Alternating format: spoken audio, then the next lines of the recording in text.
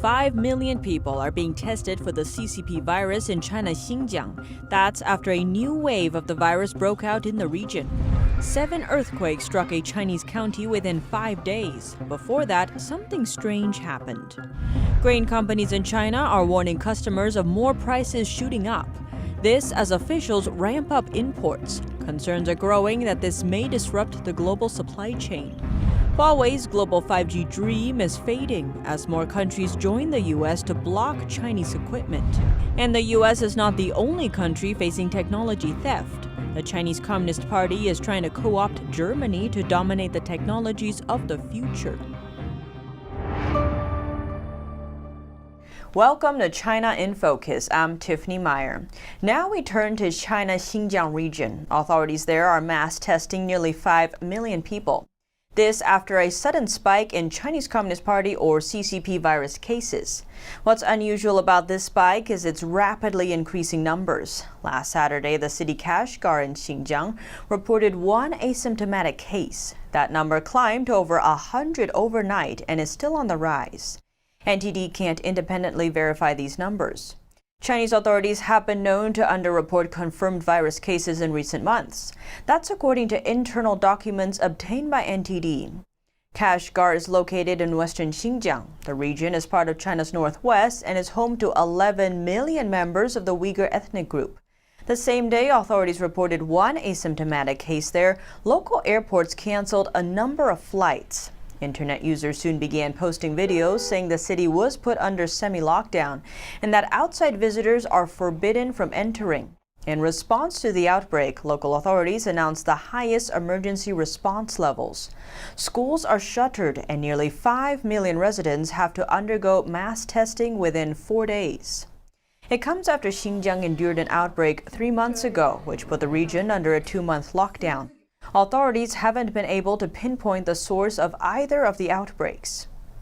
Now to the virus epicenter Wuhan. One Chinese citizen there has filed a lawsuit against the city's municipal government for its virus-driven lockdown. That's as she calls Wuhan's mayor a murderer. Wuhan resident Yao Qing is working to hold local officials accountable over their handling of the CCP virus outbreak. She filed lawsuits last week against the city, saying some of its virus measures violated their rights. Wuhan is the epicenter of the global pandemic. The city entered full lockdown on January 23rd with little prior notice. Authorities shut down all transportation in and out of Wuhan, and on February 10th, officials issued further restrictions, this time to close down all neighborhoods and keep people inside. Some homes were even physically sealed to prevent residents from leaving. Yao told us that there was an absence of logistic support during lockdown and many died due to a lack of essential medical care. Until now, we were unable to know how many people died because of this. My ex-coworker got sick with uremia, but no hospital would treat her during the lockdown, saying they wouldn't take uremia patients. My coworker was forced to go back home and died 5 days later. Yao became an activist last year after a nearby state-run railroad construction project caused cracks and deformation in her home. She was involved in a scuffle with local officers over the issue. The officers injured her hand during the confrontation and she lost her job due to the injury. During the city's months of lockdown, Yao had difficulty accessing medical treatment. During the pandemic, due to the government's lockdown order, medical services were greatly impacted. I couldn't get physiotherapy and my hand injury became irreversible. I cannot lift heavy objects with my hand now. The absence of logistic support also caused problems in other areas. Wuhan officials even closed down grocery stores for a period of time. Only neighborhood committee staff workers were permitted to make purchases and deliver food to residents, but their service was far from enough. Over a 2-month period, they only provided those services twice. As a result, we had to buy groceries at high prices, at least 4 times the normal price. Yao, like many in China, knows that defending human rights is a difficult and often unrewarding process. Even so, she says she still hopes that people will one day enjoy freedom of speech. In the meantime, she explained that if she is disappeared as a result of suing the authorities, She hopes her case will draw outside attention. NTD News. Now we turn to yet another Wuhan citizen who sued local authorities for their handling of the pandemic. Resident Zhang Hai last week mailed an information disclosure request to both Wuhan city authorities and officials in Hubei province. It's the 5th time he's made the request. In June, he filed a lawsuit against local authorities in a Wuhan court. His actions come after Zhang's father contracted the CCP virus in a Wuhan hospital in January. Zhang said because of authorities' cover-up of the pandemic, he didn't know the disease was contagious. His father later died of the infection. In his letter, Zhang demanded the disclosure of related information, like the names and positions of public officials who concealed or misreported virus cases and deaths. He says he will continue to seek justice for his father in accordance with the law. Now we look to Beichuan County in China's southwestern Sichuan province. That's where 7 earthquakes struck within a mere 5 days. And just last week, the same area endured 5 quakes over the course of 3 consecutive days. According to the China Earthquake Network Center, the 5 quakes shook the region from last Wednesday to Sunday. All of them measured in between magnitudes 3 and 4.7. Data shows that the magnitude of the quakes was relatively low, but all of them occurred very close to the Earth's surface. The deepest of them struck 12 miles below ground level. The shallowest was just 7 miles. Known as shallow earthquakes, this variety typically has a much longer impact than those occurring deeper under the surface. One resident in Chengdu City reported feeling the effects of the quake on Sunday. Chengdu is located about 100 miles away from the earthquake center. Some netizens expressed their concern on Chinese social media following the events. They noted that the smaller consecutive earthquakes could be precursors to a major one. Earlier this month, another local reported that the water inside the well near her home suddenly became extremely hot with no visible cause. Locals suspected that the heated groundwater could be another earthquake precursor, but authorities denied the speculation. Back in 2008, the same area was among those severely damaged by what's known as the Great Sichuan Earthquake. Clocking it at magnitude 8, the quake left around 90,000 dead. That's according to official figures. Some locals have questioned the data, suspected it of being hugely underreported. They estimate the disaster killed about 300,000. China's food security concerns loom. Grain companies are warning of sharp rises in prices. While Chinese officials tout record high output, they are also ramping up grain imports. Chinese grain companies are warning customers that grain prices will continue to soar. That's due to a reduction of grain output this year. That's according to online posts showing written notice from companies located in China's major agricultural provinces. A grain company in Jiangxi province wrote that the epidemic and the heavy rainfall during the harvesting season seriously affected production. It says overall rice production dropped about 30% compared to previous years. The notice adds that the price of the rice is expecting to rise by up to $75 per ton. A rice company in Hunan says this year's grain harvest reduction was nationwide, and now the rice market competition is vicious. Therefore, the price of rice will be reset every time a truck comes in to deliver rice. A grain company in Hubei also announced a rise in the grain price and said that more rises are to come. The notice said now it's difficult to purchase new crops, so it will adjust prices every day. In China, the price of corn has reached a 4-year high to nearly $400 per ton. That's about a $150 increase compared to previous years. Chinese state media claims that this year's summer grain output has reached an all-time high. It expects the whole year's output to break historical records. But the authorities have been ramping up imports of grains. According to Chinese media report, 43 rice exporting companies in Myanmar were recently granted permission by Chinese officials to export rice to China, while Reuters reported that the regime is discussing permits for millions of tons of additional corn imports over the next year. The report says this may drive up global prices of corn and other grains. The practice of forced land acquisition has triggered protests in a southern Chinese city. That's when authorities take over citizen-owned land to make room for other, often more profitable ventures. But city officials appear to have adopted an unusual technique for suppressing protesters there. Internal documents we obtained show nearly 300 protests and petitions occurred in the last 1.5 years in Xinjiang City in the coastal province of southeast China, Guangdong Province. To deal with the mass protests, authorities produce weekly reports on so-called social trends. The intent is to monitor and guide public opinion every week to prevent large-scale mass incidents. The weekly reports from January 2019 to June 2020 show within 1.5 years there were a total of about 300 protests and petitions, including over 100 mass protests and over 170 petitions in the city. Mr. Wang, a local citizen, said the farmland in many villages has been taken by authorities against people's will, and their houses were demolished.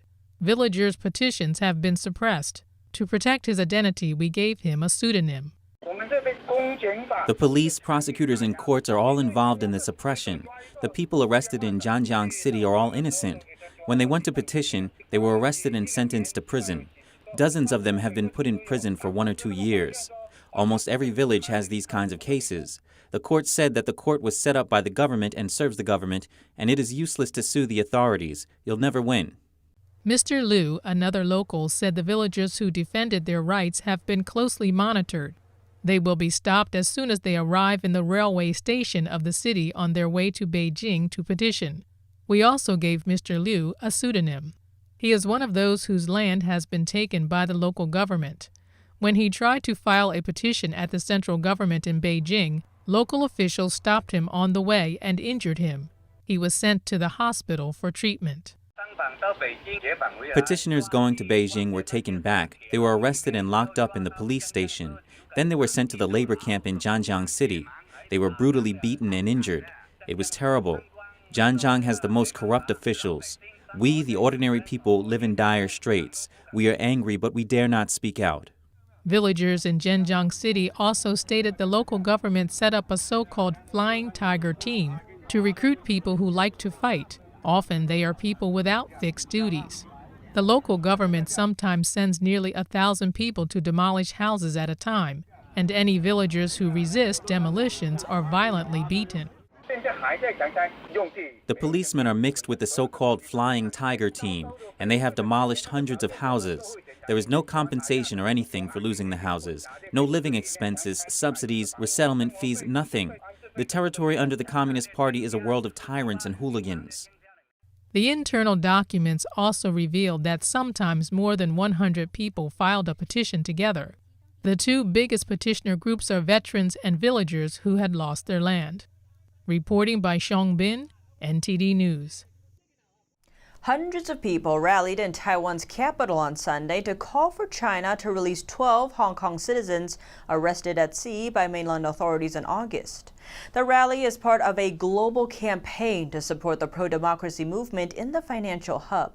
One protester said Hong Kong's today is Taiwan's tomorrow. Taiwan will become Hong Kong if we don't step forward. The 12 were arrested in August for allegedly illegal entry into mainland China after setting off from Hong Kong in a boat bound for Taiwan. All of them were involved in pro-democracy movements in Hong Kong. Now we turn to the military front. Beijing said it will impose sanctions on 3 U.S. companies over arms sales to Taiwan. The 3 companies are Lockheed Martin, Boeing Defense, and Raytheon. This comes after Washington approved potential arms sales to Taiwan last week. The weapon systems include sensors, missiles, and artillery. The value of the deal could total almost $2 billion. Beijing wants to rule Taiwan, but the island considers itself an independent nation. The U.S. has no official diplomatic ties with Taiwan, but is required by law to provide it with a means to defend itself.